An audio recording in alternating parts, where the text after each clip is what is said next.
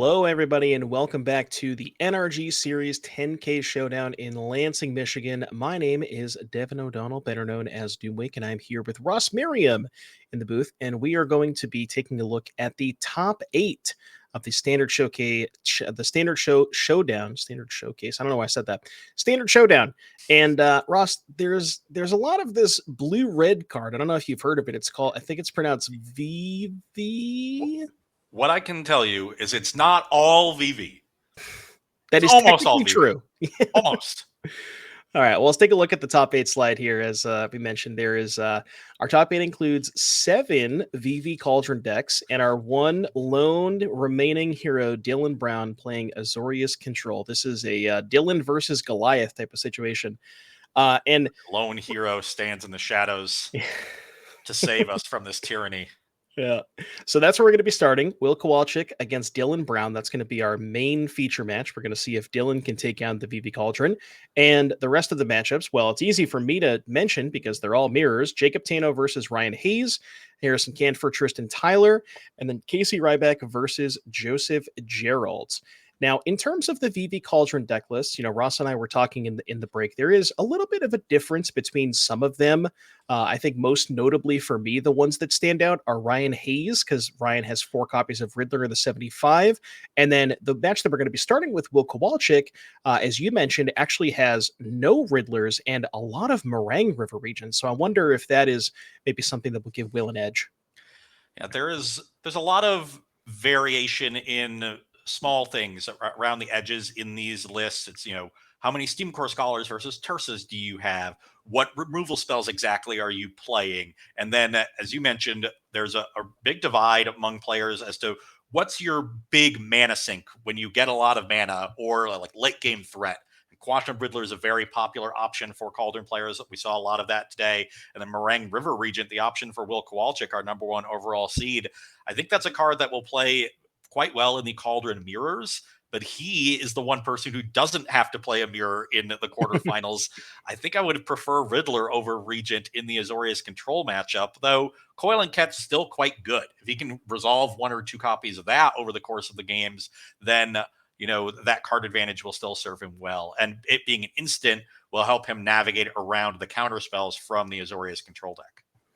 Excellent point. So yeah, like I said, we're gonna be starting with Will and Dylan. The players are taking a look at their deck lists because remember, this is open deck lists in the top 8. But we're gonna take a look and see what these players are playing for because there is a lot at stake here in the NRG Series Showdown. As you can see, first place earns a cool $2,400 cash, along with 30 NRG points and an invite to the NRG Championships as well as a regional championship. Second place, 1,225, along with an RC invite. Third and fourth, 820 points, RC invite, and then 5th through 8th from there, so on and so forth. And, these players are not only just playing for cash, points, and invites, they're also, Ross, playing for their own likeness on a custom token from inklingcustoms.com. You'll see on your screen here, these are a lot of our past winners. You got Dom Harvey with the mana, May French with the food token, Sean Gallagher with the samurai. I'm going to put you on the spot, Ross. If you were to come and win one of the NRG Series Showdowns, what would your token be? Ooh, that is a good question.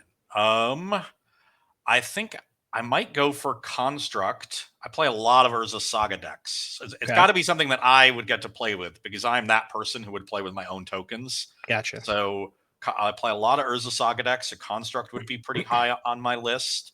I might go for Map. That's one that I'm not sure if anybody's done. That's another variable. It's a nice one. You want your token to be like the only example of that kind of token, so other people are forced to use it. So I think I'd be deciding between those two. I think I'd lean Map, actually. Map That's would be a a good cool one. one. You could get me reading a map like a cartographer. Yeah, a ton of Get Lost as well. But yeah, these are available to the winner. They get to get their own custom token from Inkling Customs. Shout out to them as well. And yeah, so that is what is on the line for these players. And as we mentioned, it looks like players are just about ready. Looks like they're resolving mulligans. If I saw a brief, during the window while we were talking about the tokens, I think Will kept 7 and Dylan is currently mulling it to 6. Yeah, that's Now why we remember, see this neither is on the table. yeah, this is the 1v8 matchup. Now, in terms of, this obviously like the VV Cauldron mirror match, play draw matters a ton. How much does play draw really matter against something like Azorius Control? So the control deck is obviously designed to blunt the tempo advantage of the opponent being on the play. And I don't think it matters as much in game one before Will can bring in any counter spells, but it still definitely matters. And I think one of the key dynamics is it's a lot easier for Will to resolve his first 2-drop when he's on the play and it can't get no more lies. And that first 2-drop just can threaten so much if it's something like a cauldron, even a profs. So, any good 2-drop to have the initiative, especially if it was preceded by Marauding Mako, really constricts Dylan Brown's options later in the game. So I think it still does matter quite a bit, even if the control deck is well set up to stop that tempo advantage. Absolutely. Makes a lot of sense. So we are off to the races, but players with a pair of surveillance here. Will's going to go ahead and get that Abrade into the graveyard. Not really a lot of good targets in this matchup. And Dylan's going to bin an Elspeth. Kind of an awkward one to see as your first surveillance target because, even if Dylan has enough lands in hand to cast the Elspeth, 3 or 4 lands, like it's not clear that the game is going to be about that kind of thing. So tough decision here for Dylan as we see fear of missing out for Will. And that's, you mentioned, no More Lies unavailable on turn 2, and that is the 2-drop that Will decides to go with. Now, I guess just a question: if you had to choose, which of the 2-drops would you rather resolve there on turn 2 if you had your pick? So normally I like resolving the cauldron as early as possible. That way you can threaten to go off at a moment's notice. The control deck with all the counter spells up, though, you're not as comfortable going for that. And so I think I'd rather have something that establishes a clock. The fear of missing out also has the benefit of digging towards additional land drops, which Will clearly needed as he misses the land drop on turn 3. Uh, Mhm. so I would think fear of missing out even made a ton of sense for his hand. But the missed land drop really punishing because Dylan had a tapped land on turn 2. So there was another window on Will's turn Mhm. 3 to be able to resolve a second threat and really take a firm advantage in this game. Will unable to do so because of that mana stumble. And now, Dylan sitting with no more lies up can potentially answer a fear of missing out on the end step and really, actually take control of this game from his end. Yeah, and it looks like Dylan decides to go for a consult for 3 here. Just a no kicker. Take a look at the top 3. Put one of those into the hand. Maybe signifying, like you mentioned, no copies of maybe doesn't have a get lost, or potentially maybe needs to find land drop for next turn. That's why we're just because you would maybe imagine if Dylan had access to land 4, maybe would just take a turn off, try to go land 4, double kick that next turn. But it looks like maybe did find what he was looking for and plays land Yeah. 4 and passes. And that's the benefit of consult. It's the versatility. When you need to play it for 2 mana, you can, and make sure you hit your land drops. Then when he draws one later in the game, sure, we'll kick it and get the extra card. So you don't always have to maximize the value from all of your spells. Just utilize them to the best of your ability based on the specific game state that you're in. Yeah, and looks like I don't want to be honest with you, Russ. I don't know if Will picked up a land here, so really, oh, never Oh, mind. Okay, there it there is, is land Soulstone. 3. But at this point, Dylan has the counter wall up. Yeah. Has no more lives for this. The only thing he has to clean up is the fear of missing out, and he's got some time to do that. I guess that there is the problem of the Soulstone Sanctuary as well. Once Will finds a fourth land, It's interesting how this game played out because we had this conversation before the game started, like how in this specific matchup, how much does the play draw matter? And with Will missing those land drops, it almost feel like Dylan stole the play this game, right? And you mentioned how Will, if Will is able to resolve, like sneak in 1 or 2 things under the counter wall before Dylan starts holding up mana, that's the advantage. And Will just was unable to do that. And now, as you mentioned, the counter spells are going to be up here basically every turn, and resolving stock ups and just trying to eventually win the game at his leisure. yeah, the name of the game for Dylan Brown now is to make enough land drops that he can start resolving things like Overlord and Beza with counter spell backup. So once he gets to land 6 or 7, then we're more likely to see some fireworks from Dylan. All right, so gonna find 2 cards, put them into the hand for the stock up, rest in the bottom. And Dylan's going to throw it back here to Will. So if you're in Will's position, right, the 3 lands versus 5, maybe not the best position to be in. What exactly does sort of a winning spot, like how does Will draw his way out of this? How does he find a way to claw it back into this game? Well, his first step is to hope your opponent floods out, because Okay. then you're going to have more time to draw into it, and your opponent's not going to have as many answers. Maybe you can just run them out of answers. Because the one advantage that missing your early land drops gives you is if you manage to get the game to go long, because your opponent isn't able to close the game while you're stumbling, you have a lot of spells that you can deploy once you do hit lands, and you'll hit lands eventually. So if Will can get Dylan to draw a few extra lands and run him low on answers, then maybe he could win the attrition fight.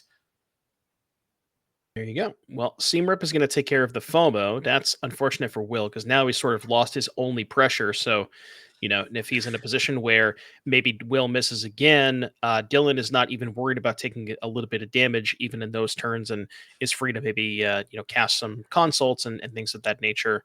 We see a props here. I almost wonder if you're Dylan, hey, just let him have it. Even if you have an answer, like you at this point, Dylan can just sort of maybe play this game of like answer the creatures and let Will have the other stuff like props and cauldron.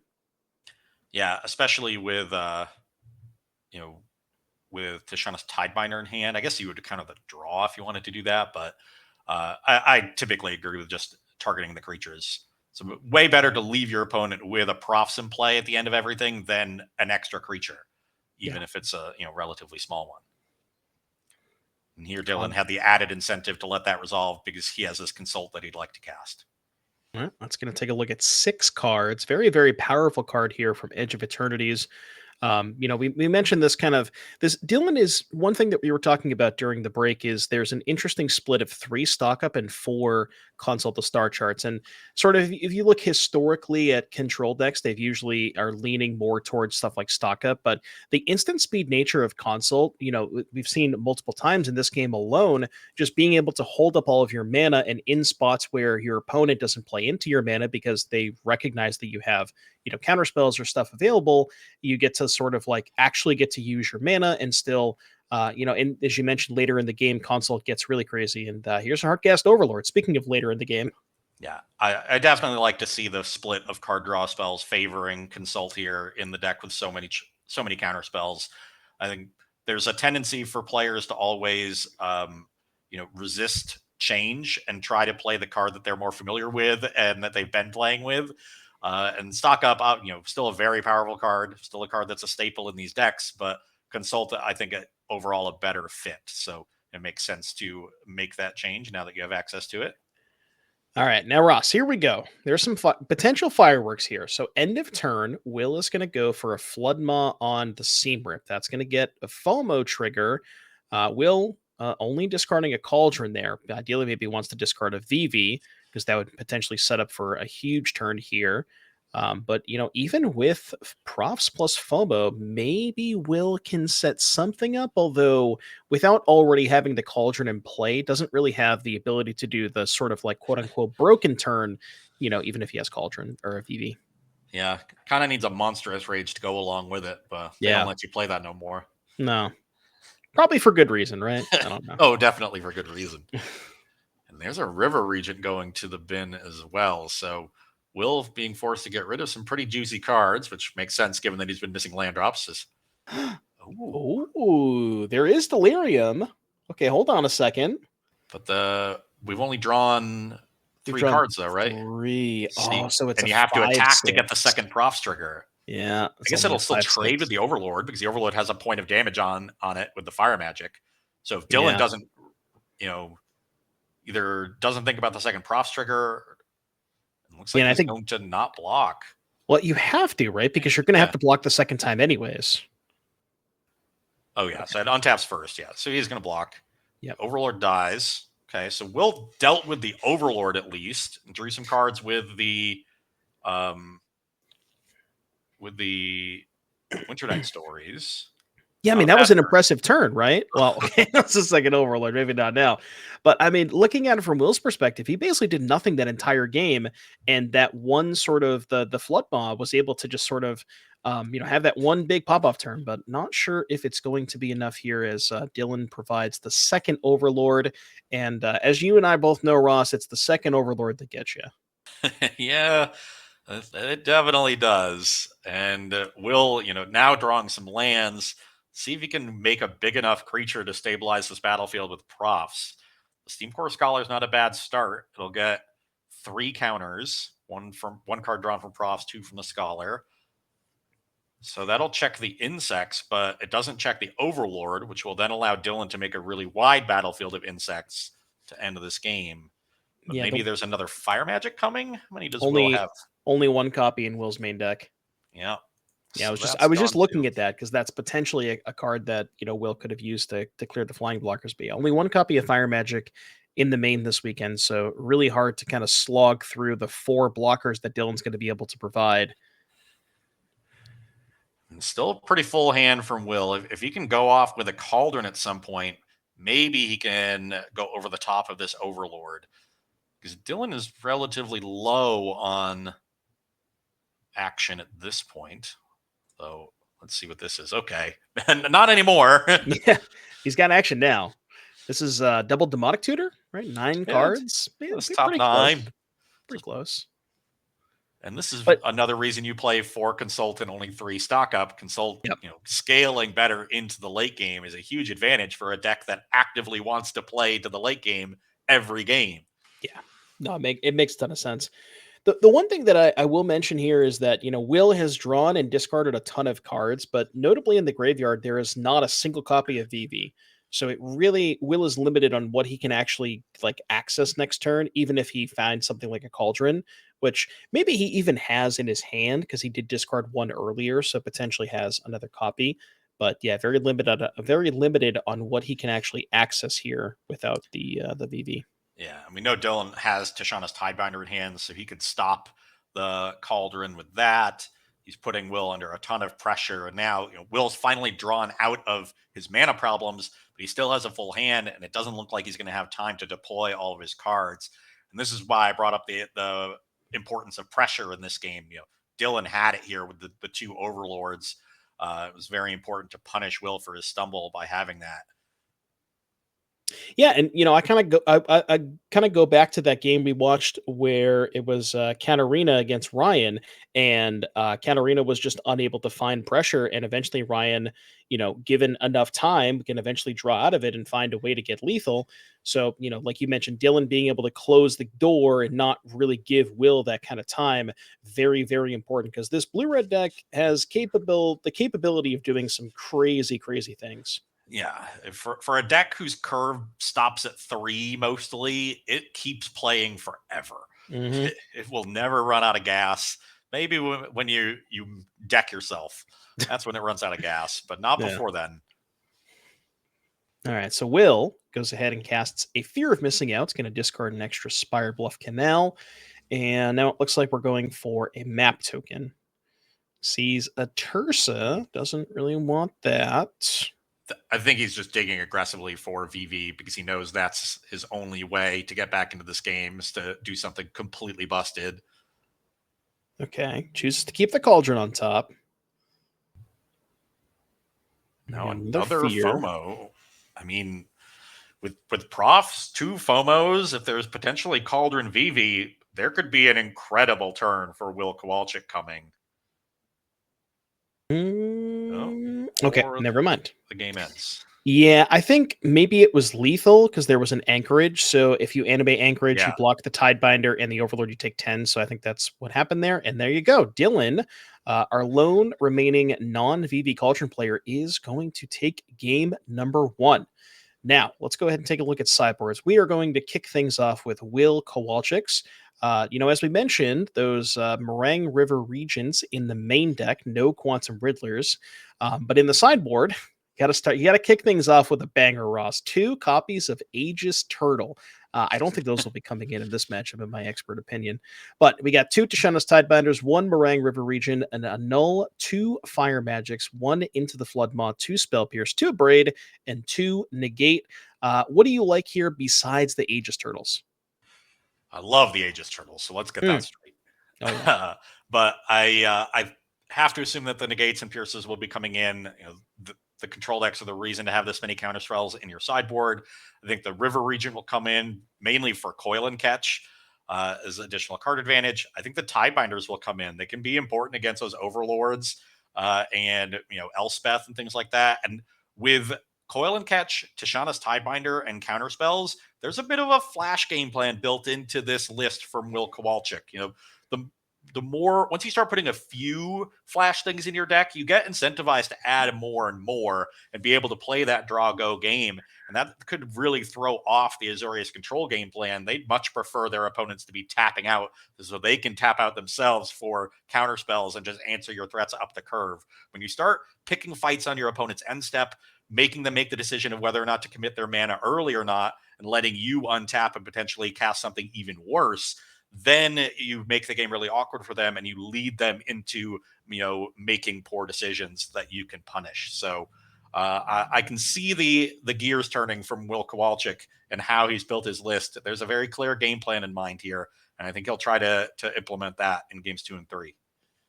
Yeah, I'm very glad you brought that point up because we were, having this discussion about Riddler versus Meringue River region because a lot of players have Riddler in the main deck, but it's sort of like leaning into that sideboard plan of having a lot more instance in the postboard game. So it does make a lot of sense here Yeah. for Will.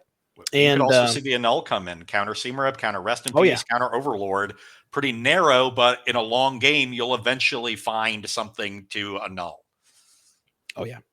So that is going to do it for Will's deck list. Let's go ahead and take a look at Dylan. So Azorius control here. We took we saw exactly what happened in game number 1 with the Overlords and the Bezas.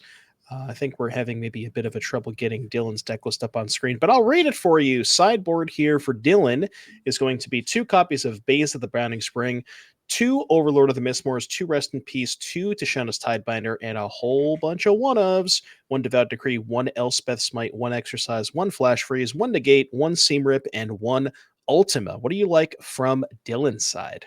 So I like the exercise. I like the 4th Seam Rip. I think we'll also see the Ultima as a nice sweeper that can also take out Soul Cauldron. We'll certainly see the Rest in Pieces. I think we'll see the additional Tishana's Tidebinders.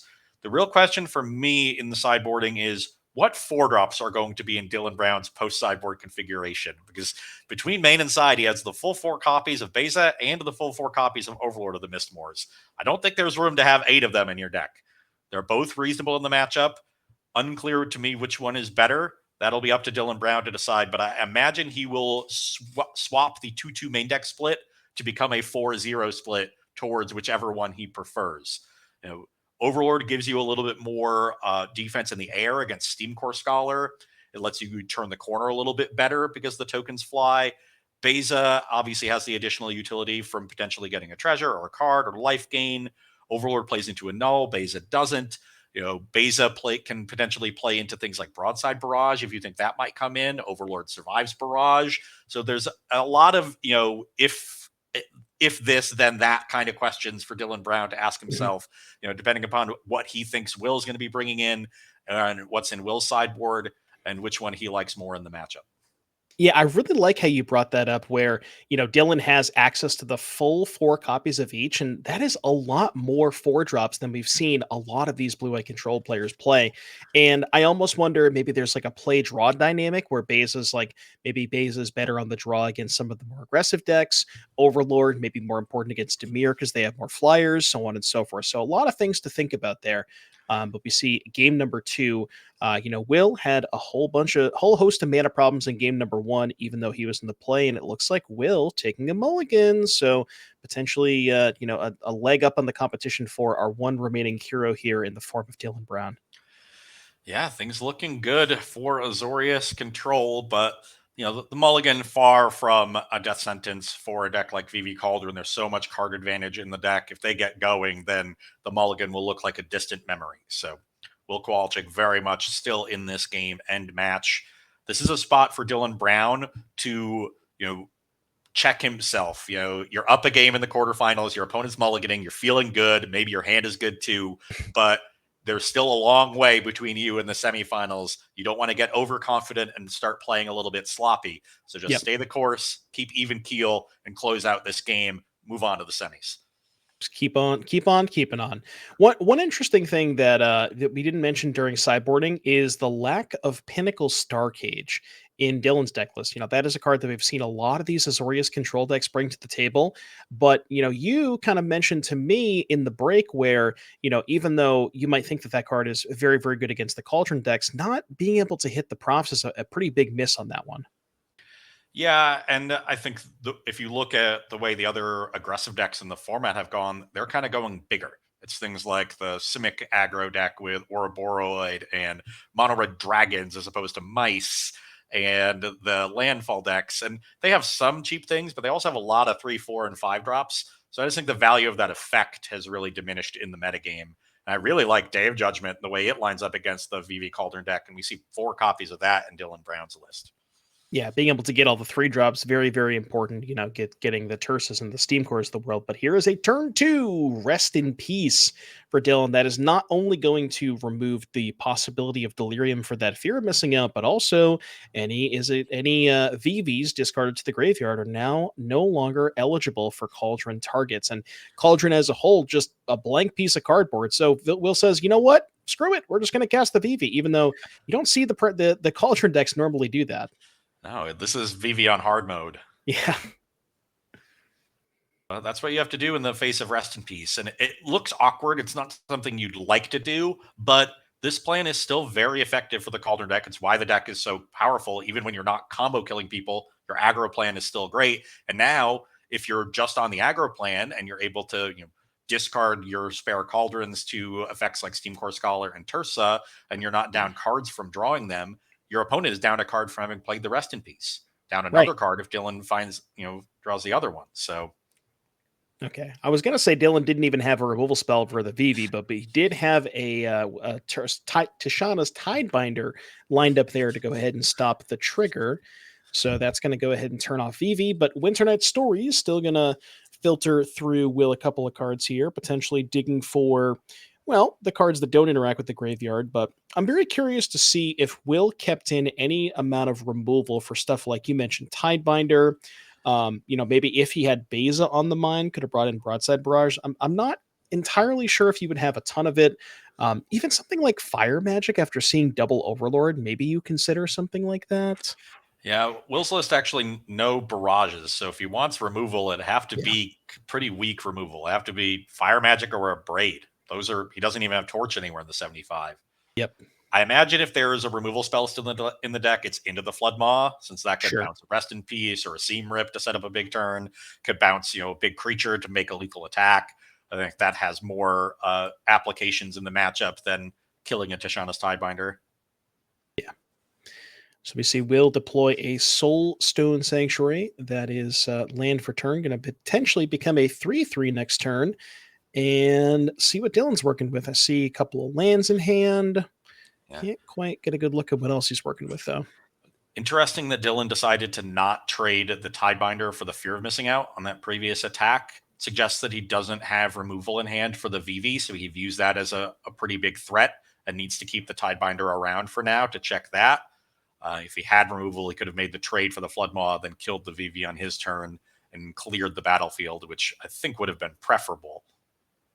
Yeah, and with the Rest in Peace, maybe not as scared about the fear of missing out, the possibility of, it doesn't have to worry about getting to Delirium or anything like that. So it can take a few hits from the fear of missing out, and maybe just like you said, prioritizes just not letting the VV happen. Yeah. So, well, that's interesting. So chooses not to trade for the FOMO, but then also decides to not attack that turn. And his damage isn't all that relevant when he wins That's the fair. game. It's Yeah. usually because he took control of the game as a control deck. So playing around something like a Tersa here as a haste Or threat, yeah, or even props just to like pump the VV. land animate Soulstone. Yeah. Yeah, that too. Yeah. So Okay, you're right. I just want to attack Ross. I just want to attack you. I sympathize. We're cut from the same cloth in that respect. So, but when you play Azorius Control, people say math is for blockers. Azorius Control is for blockers. True. Very, very true. That's why I'm not good at math. I can't play Blue Eye Control. Yeah. All right. Marauding Mako is going to be the play here for Will. Awkward that he drew that after the draw spell there. That would have been pretty good to play prior to that. But yeah, you mentioned the 4 copies of Day of Judgment in Dylan's deck list. Presumably, most, if not all of them, stayed in. So that would be a pretty big swing here for Dylan. Now, Will does still have that Soul Stone, but doesn't have a lot of action left over. We don't have a great look at Dylan Brown's hand, but there will be a strong sign if he has Day of Judgment or not, and it's Tachana's Tidebinder going to attack. If it attacks, it probably means he's sweeping the board. Oh, so now we can attack. Sure. Can't take it with you. That's true. You're not going to get that 3 damage elsewhere. I've seen Elspeth in Dylan's hand, so you could go for that this turn, because there's also an island as land 5. Maybe try to induce Will to extend even further into a Day of Judgment. Because with the Tachana's Tidebinder back and making 2 tokens, the Elspeth is pretty safe. Goes for a Day of Judgment without attacking first. For shame. See, that's the true Azorius Control player, right? Yeah, just can't even bring himself to attack. It seems like Dylan's been here a time or two before. Maybe is not the first time he's playing counter spells, but that's the It's Always Sunny meme of throwing the plate. The plate is free attack, and he's Azorius Control players. Just throw it away. Don't want that. In the garbage. I want to go back to that last turn, though. What do you think about the decision to play Day of Judgment instead of Elspeth? Because it seemed like, from my perspective, the board seemed pretty stable, right? Yeah, I would agree. I think the Elspeth likely would have lived, especially since there's no broadside barrage in Will's list, and Dylan knows that at this point. We're in the elimination rounds where deck lists are open. So I'm not sure what he was afraid of. Maybe he has something like, no, there's no annuls. I thought maybe he wanted to hold up an annul, but that's not in his 75 either. Not sure what the reasoning there is from Dylan Brown, but clearly wanted to clear the board first before playing the Elspeth. Yeah, because now you're in a position where you open yourself up to Will having 2 mana up, has the potential to have one of the 2 negates or 2 spell pierces. So now it's not really a safe turn to play it. Probably don't want to do that. So Dylan maybe wants to do something else. But I think that actually is your reason for playing the Day of Judgment, is if you're going to get one of those cards countered by a Disdainful Stroke, you'd much rather get the Elspeth countered than the Day. Because that's fair. If the Elspeth if the Day gets countered, then your Elspeth might die, and then you don't have answers to the board. Whereas if the Elspeth gets countered, you just get to keep playing into the late game, and you're a control deck. You like that. Yeah, you'll find more threats eventually. So yeah. So I think you inadvertently figured it out. There you go. I do things. Sometimes I do things with purpose. And that's a sneaky sign of a strong player, where their instinct guides them, even if it's not all happening consciously. Yeah. If it gets you to the right place. All right, your darkest mage is working overtime. Oh yeah. Stock up here for Dylan. So I'm trying to think of what is Dylan looking for in this spot. Has the Elspeth, so has really the threat cover. Just, I guess, wants to find more answers, more land drops, like you said, get later into the late stages of the game. Yeah, it's about being able to cast a threat with counter or removal backup. So that's how he's going to set up the Elspeth now. So he really wants to get to land 7 or so and play it with maybe a No More Lies or a Get Lost in hand, or even land 8 and play it with a 3 steps ahead. He could also find something like an Overlord or a Beza to play before the Elspeth to build out his battlefield first, and then he has more defense for it. Shout out to Will for the correct artwork for a null. Just want to throw that out there. Absolutely not. You should get some Urza's Block annuls. Look, man, I started playing around Mirrodin, so I have a soft spot for anytime I get to play a card from the actual set Mirrodin. That's, I'm in. I just want to play cards with the original frame as much as possible. Well, I mean, that's also fair, but I get it. All right, 3 mana for Will. What do we got? Steam Core Scholar. That's going to grow this Marauding Mako a little bit. Dylan at 14, Will getting in some chip shots. I want to go back to Will's deck list real quick. Let me pull it up. There is 1 single copy of Wild Ride. So that is, this is sort of the dynamic where the VV Cauldron deck can get in these like little chip shots, like 3 here, 4 here, get you down a little bit low, VV pings, and then you always have that threat of here's a creature, here's a wild ride, maybe you don't expect it or something like that. So always something to keep in mind. Although I will say the wild ride may be a little bit worse in Will's deck due to the presence of, or the lack thereof, of the Quantum Riddlers. True, but looks like this is the wild ride. So you There it called is. it, and with the Prof's Eidetic Memory, the Scholar will get 2 more or 3 more counters. Both of those entered this turn. So So that this would is a be pretty big attack. 8 damage coming across. 11, right? Oh, With 11, the because wild the ride. Mako can attack too. Yep. Yeah, Mako was not this turn. That was already in play. So yeah, almost lethal. Not quite. Well, 11, so getting Dylan down to 3 is interesting because now it makes Tursa lethal by itself, even if the Profs were to be removed from the battlefield. Tursa So, or that Soulstone Sanctuary that Will yep, already has on the battlefield. So yep. Dylan really has to be wary of that. And now the Elspeth just doesn't look good enough. The Steam Core Scholar flies over it. You could kill that, but then there's still 2 lethal threats you have to figure out an answer for.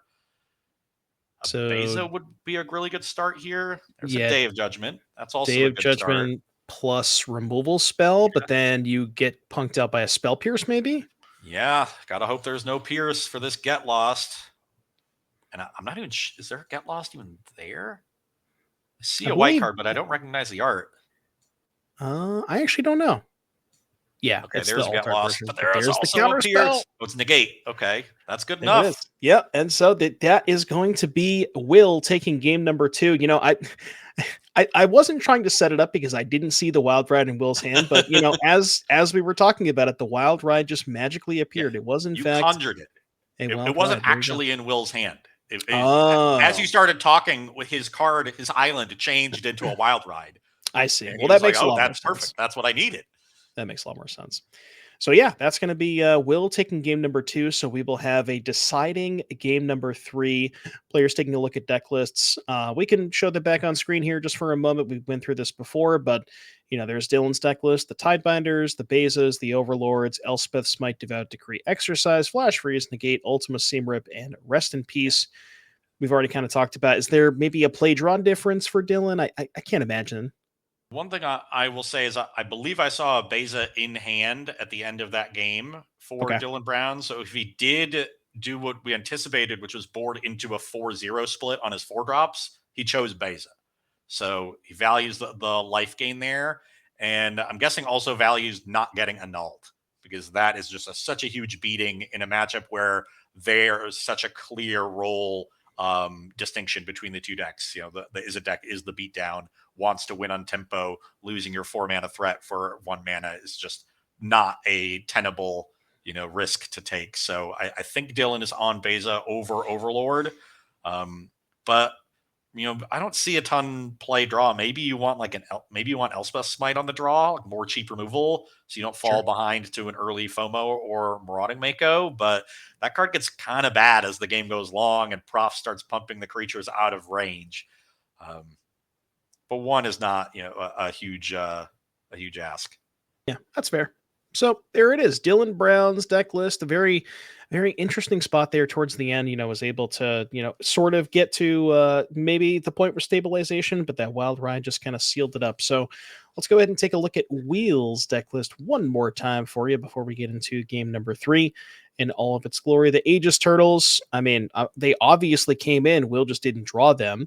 Jashana's Tidebinder, Barang River Region, Annul, Fire Magic, Into the Floodmoss, Spell Pierce, Abrade, and Negate. Same thing. Any play draw? Probably, maybe not.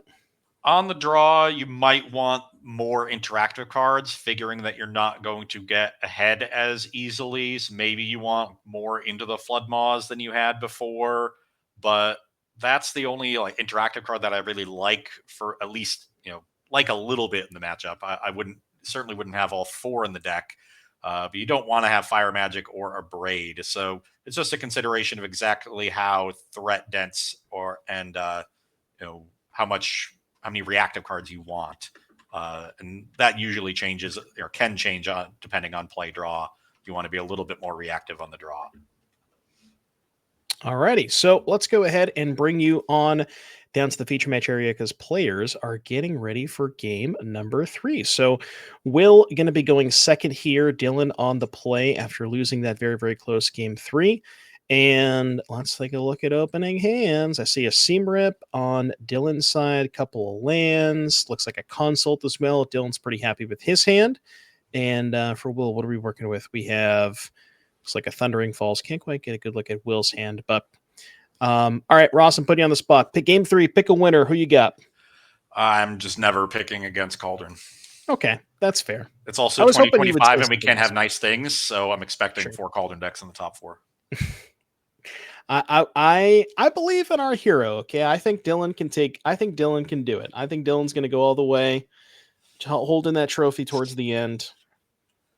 All right, Will playing a starting town here as land number 2. Players just doing some land go. Not really a lot of action here. You know, we saw the first couple of games Will had that Marauding Mega, but you know, without it here, you mentioned, you know, Will on the play has the ability to get that 2-drop in before Dylan has a counter spell, but you know, being on the draw doesn't have that luxury.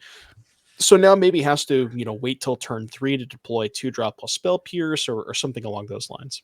This certainly feels like a spell pierce, unless the fear of missing out was drawn this turn and Will didn't have a 2-drop. Even then, if you didn't have pierce, you might want to tap out, use your mana, and play a 3. So definitely a strong sign that there's a spell pierce here, maybe an annul for a rest in peace or a seam rip. Okay, the Get Lost did not merit a pierce for Will Kowalczyk, so maybe it does mean annul or just a bluff. Yeah, could, like you said, maybe it is possible that maybe the FOMO was just drawn for that turn, and you know, Will was just digging for trying to find a spell. You know, it can't get spell pierced. The Beza doesn't get pierced, doesn't get annulled, so yeah. that'll work. Yeah, I think like you mentioned, I kind of missed the annul, but after we saw the annul in game number 2 there for Will, does make a lot of sense to have Beza as your threat of choice over Overlord. I see a Scholar here for Will, which is, you know, a good card, but looks a lot worse when there's no profs in play. Definitely, but you want the flyer in the face of the Beza, and maybe we can start pumping it up with these maps. Instead goes for a Marauding Mako. Always draws the Mako after the draw spell. You're supposed to draw those in the other order. We'll be sure to let him know. Yeah. When he watches this back. Dylan is going to draw a card for turn, untapping with 4 mana. I think I saw an Elspeth in Dylan's hand, but I don't quote me on that. I could be wrong. Wouldn't be the first time. So rest in peace. Yeah, there's an Elspeth there. Okay. So if you're Dylan, you got maybe it doesn't have land 5. I think I saw rest in peace, seam rip, Elspeth. What are you thinking here from Dylan's side? There's a pretty heavy incentive to get the rest in peace down this turn with 2 Winter Night Stories in the graveyard. And I think that's why we're seeing this Consult be cast for only 2 mana instead of 4. Yep. So the Consult will likely dig for land 5. Then Dylan will play Rest in Peace, make sure there's no card advantage coming for Will, and he can set up his Elspeth for a later turn. Makes sense to me. Let's see if he finds that land number 5. What do we got here for Dylan? But yeah, likely wants to deploy the rest in pieces, like you mentioned before. Those Winter Night Stories go onto the stack. So there's the rest in peace. That's going to clear the graveyard. And looks like no land. So either found a spell he really wanted or didn't find a land in the top 4. Yeah, exactly.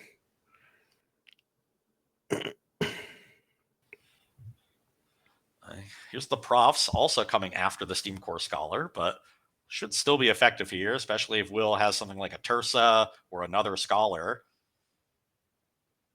Yeah, we'll see what Will's going to line up here.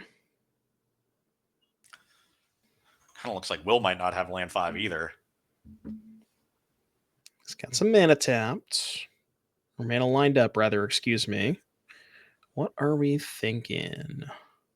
Yeah, but that land 5 doesn't have something access to like a Tersa or Steam Core. So we're going to start with a map. That's going to find Tishana's. It's an interesting one. Especially if you're Exile Zone. Yeah, especially if you're missing a land drop where maybe Will's thinking about the Wild Ride. Seeing that one's kind of weird because you really want to land, but it's only a one of. Yeah, Maybe it's also worse when Dylan knows about it. definitely worse when they know about it. So, but I think it stayed there. Okay, Yeah. Wild Red stays on top. I mean, it's worse in the sense that they can play around it, but it's also kind of better because they have to play around it and you just Right. get to do other things. So that might cause Dylan to play differently and give Will a subtle advantage. Yeah, like say for example, Dylan draws land 5 here and he was lining up an Elspeth. Can you really afford to do that now? Maybe not. I Yeah. mean, Elspeth can take care of the Steam Core, but we're going to go for exercise. But if there were to be another Steam Core Scholar for Will, the Yeah. Wild Ride would let it either kill the Elspeth or maybe even just kill Dylan. So Steam Core is going to take care of that.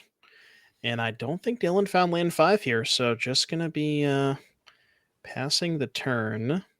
I think I saw a Get Lost and a No Moralize in hand for Dylan, so has plenty of available action or interaction for whatever Will can muster up here.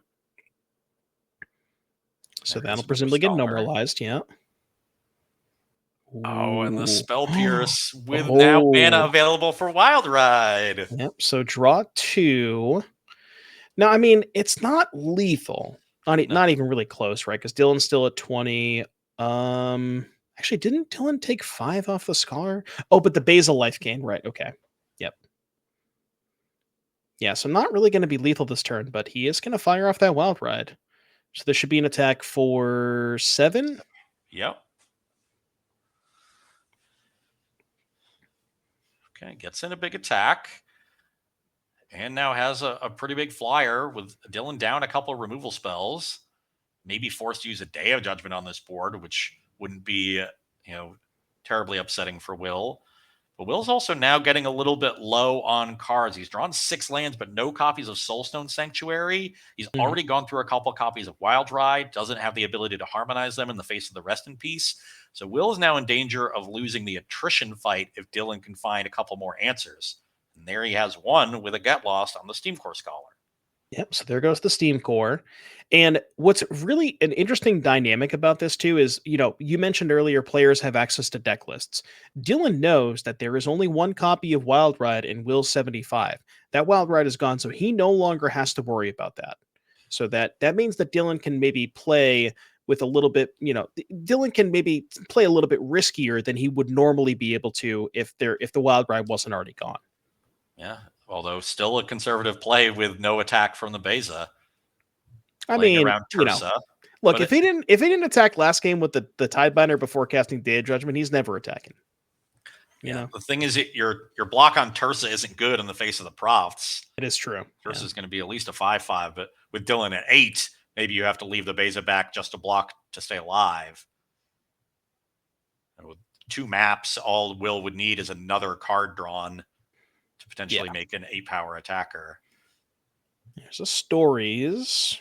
So a Tursa after this would create a lethal attacker and force a chump from the Beza. Yeah, maybe something like Land Tursa Floodmaw. Like you said, not we haven't see this is the interesting thing. I don't think have we seen a single Floodmaw in the postboard games from Will? I want to say we haven't. I don't think so. I wouldn't be surprised if there's only 1 or 2 in the deck. I wouldn't Yeah. expect there to be more than that. I also wouldn't be surprised if there was 0. There was a Yeah. lot of strong sideboard cards. So if he wants to maintain threat density, then maybe he decides the Floodmaws aren't good enough, and there's no Pinnacle Star Cages, which is one of the juiciest things to bounce. There's the Tursa. So that's 4 cards drawn because he only actually drew 1 off of the Tursa.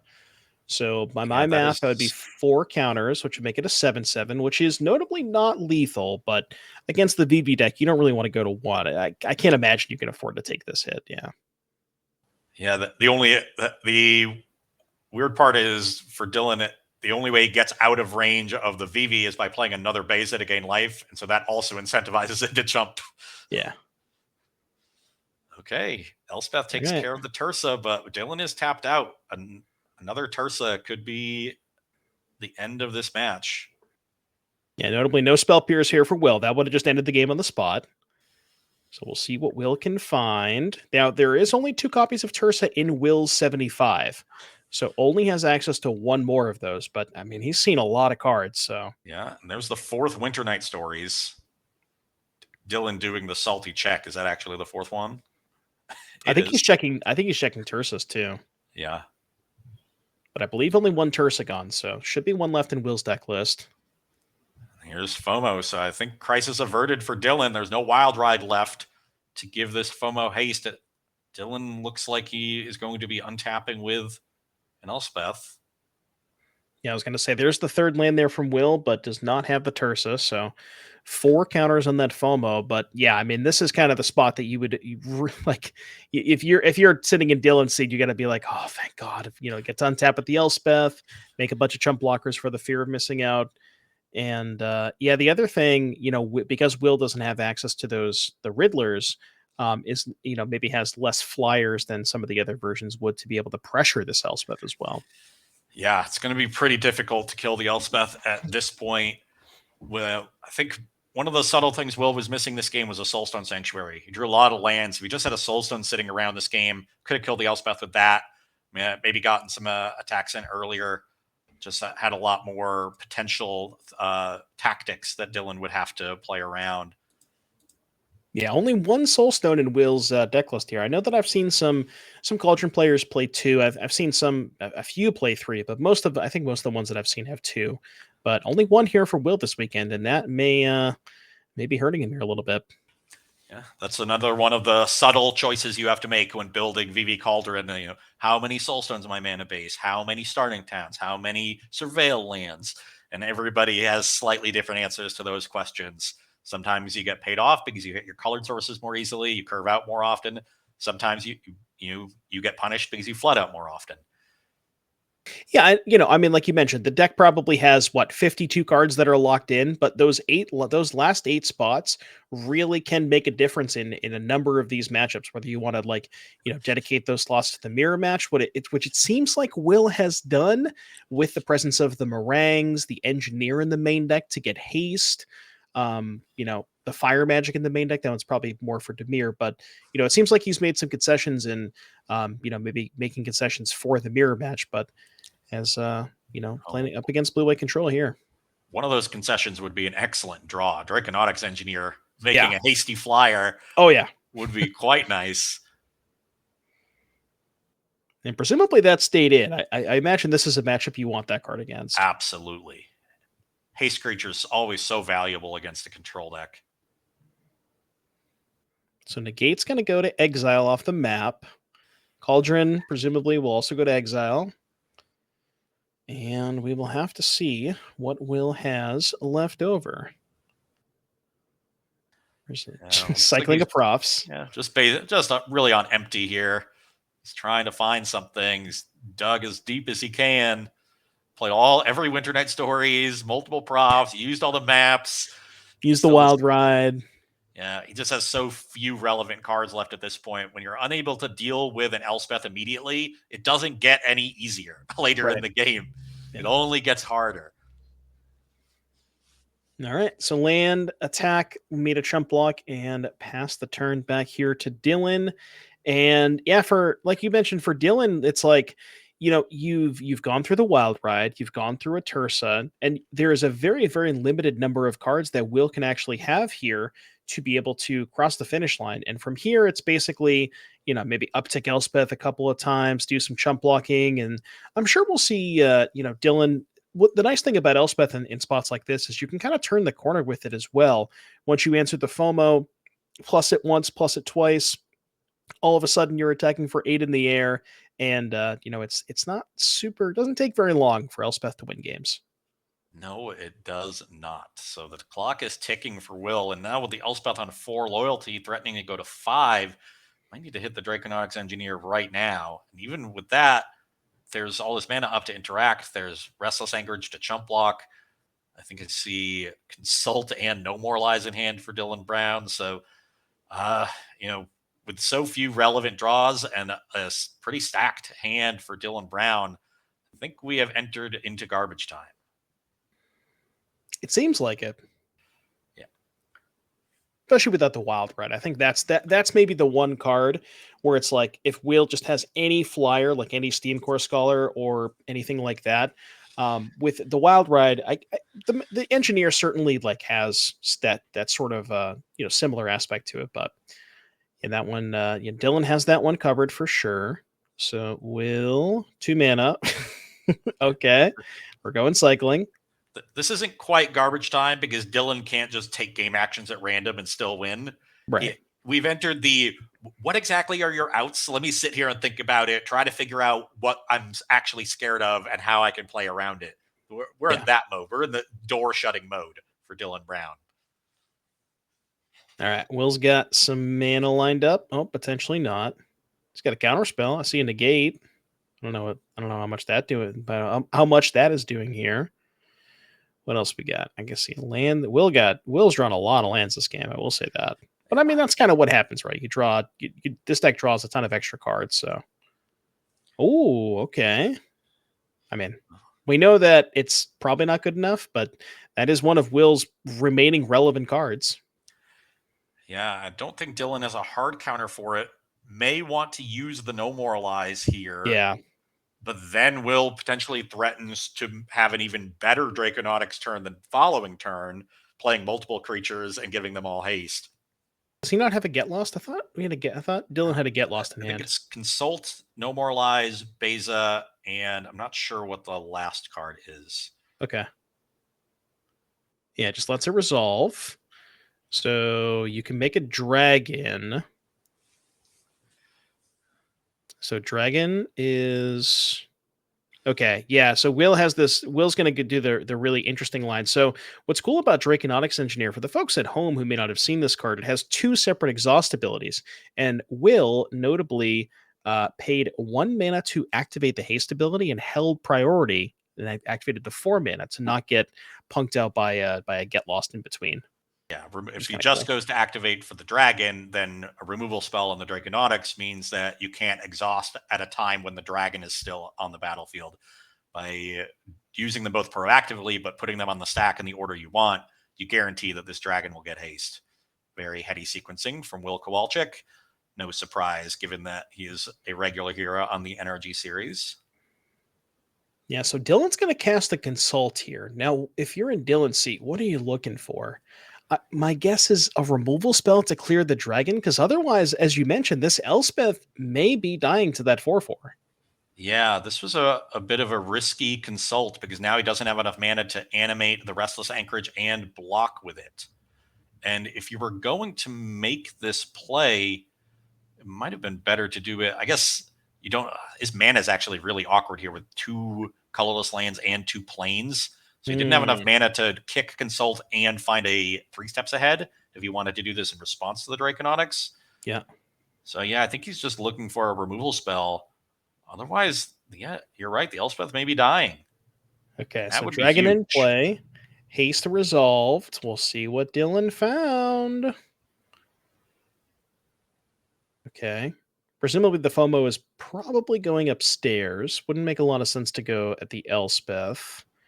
Yeah, just force a block with the soldier, and it might be Elspeth down, block sack soldier to Fountain Port, or it's chump and kill the dragon. I like how he put the Elspeth in front of the dragon token.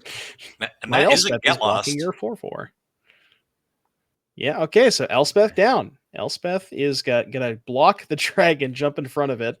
Gonna go ahead and hit the graveyard here, and soldier token down as well. So now, I mean, if you're a Will fan, now you got a 4/4 flyer. Dylan's at 8.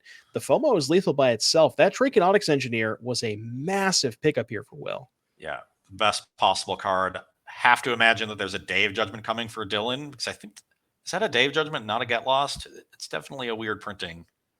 That's Day of Judgment. Yeah, Yeah. it's a day. Okay. Yeah, I thought it was a get lost at first glance, but that was a Day of Judgment he found off the consult. So loses the Elspeth, but is able to clean up the board.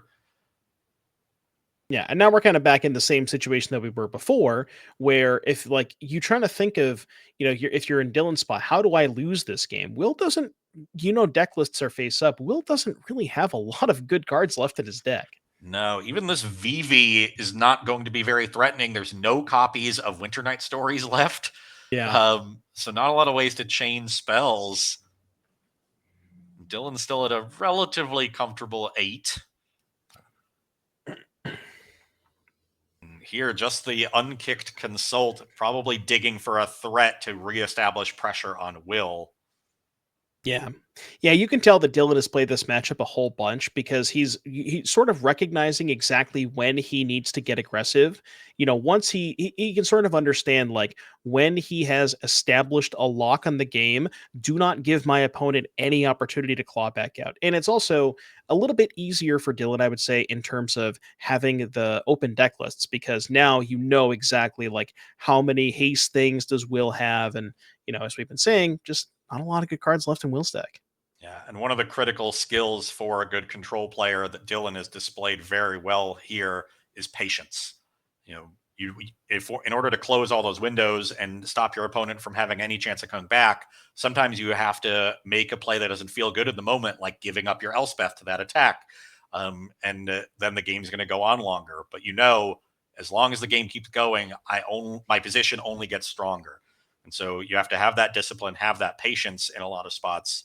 And now, even though he lost the Elspeth, Dylan is untapping here with a handful of goodies in a commanding position. Yep. So lining up 4 mana, that is going to be a nice clean 1-for-1. Day of Judgment going to take care of Vivi. Just make sure they can't get some extra damage here towards Dylan.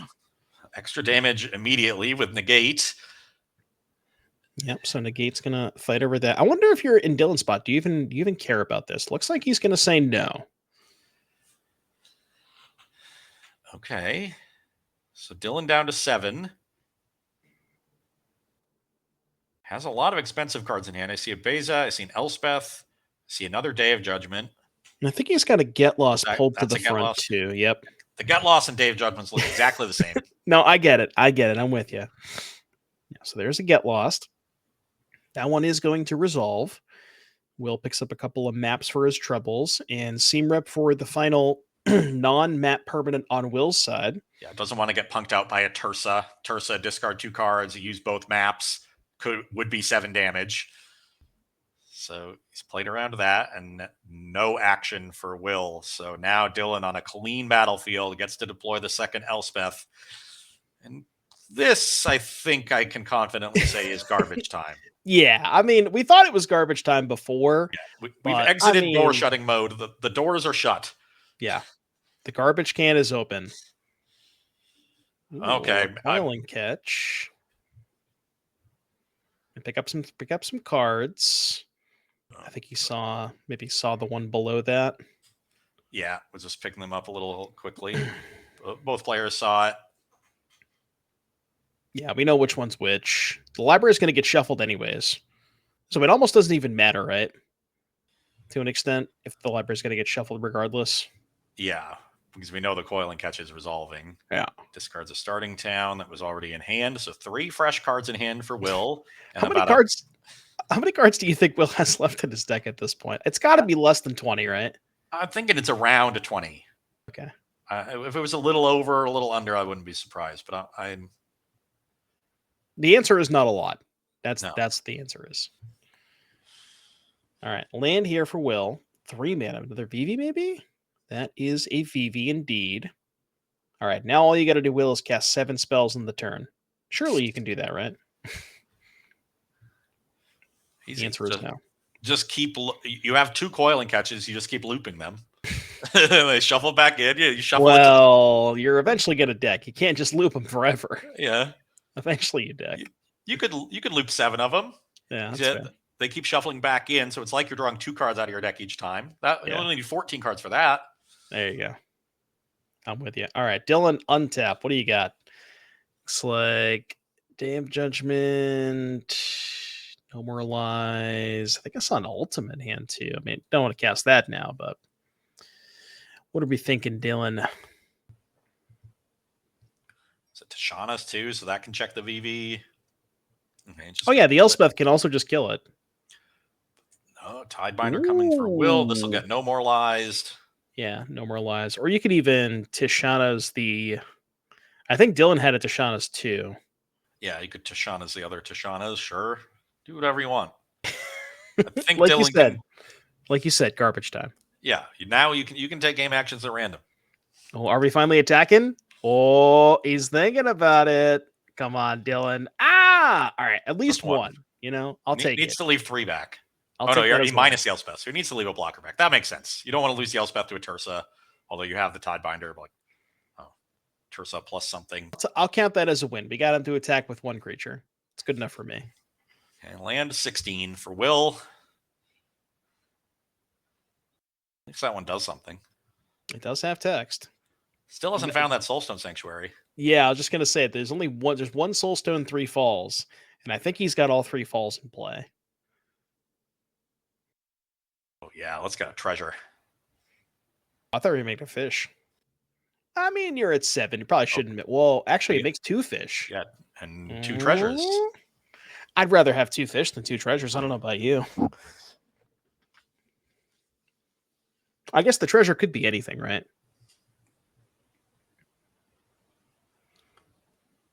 Could even be a boat. Could be a fish.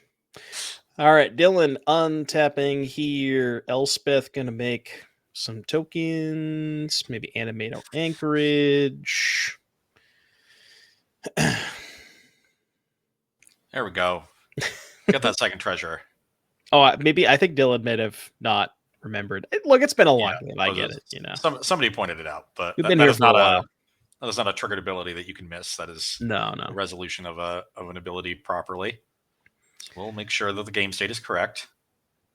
All right, Dylan, our last remaining hero. For folks just tuning in, we have the top 8 here as Dylan, Azorius, Control. The other 7 pilots are all playing VV Cauldron. So Dylan is the only remaining non-Cauldron. So presumably, if we assume this is garbage time and that Will is has no outs here, and Dylan takes this match, we are almost assuredly going to be staying with Dylan throughout the top 8, so long as he remains winning, because he's our last hope, Ross. He's all we got. He's our champion, our hero, our Enrique Iglesias.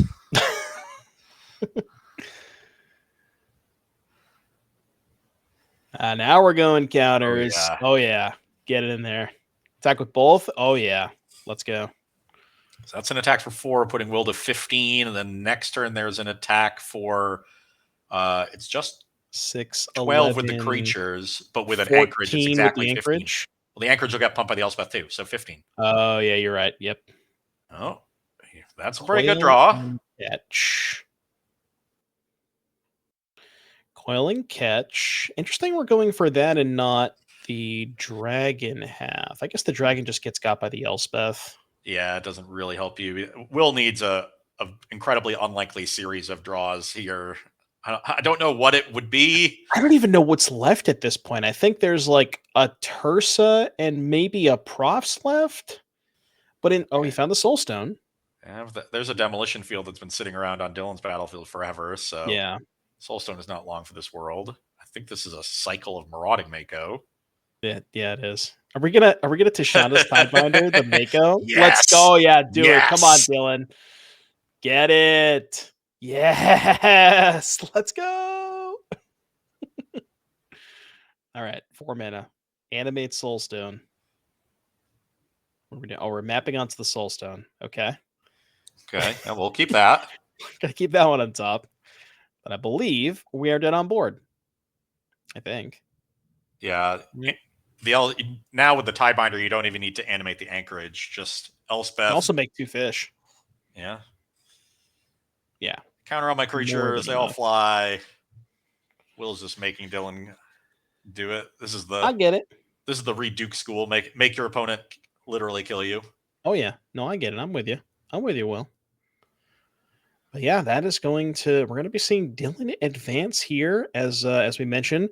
The entire rest of the top 8 is going to be a blue-red Cauldron, but Dylan, our last remaining hero on the only non-Cauldron deck in top 8, and it seemed like the only non-Cauldron deck that was doing well. Azorius Control was actually the second most played deck in the event, so Here we go. Dylan going to take down the match. And as you can probably imagine, folks at home, given the length of that match, that is the last match in the top 8. So we're going to take a very, very short break. We will be back here in just a minute for the rest of the top 4. See you in a second.